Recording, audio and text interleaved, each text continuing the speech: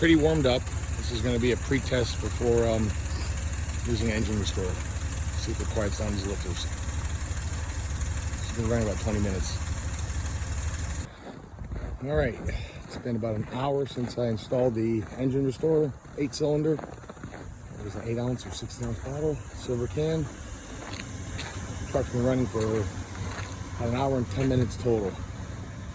So I had it running for about 10 or 15 minutes cold. The tick didn't go away. The truck warmed up.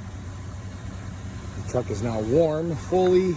I installed engine restore within about 20 minutes of installing it. The tick totally went away. I'm totally shocked. I'm not a believer in mechanic in a can stuff, but that stuff does work. This truck has almost 200,000 miles on it, a 4.7. It's got a somewhat leaky head gasket, and it's not ticking anymore. It's just amazing. I've tried Lucas, I've tried STP, none of them worked.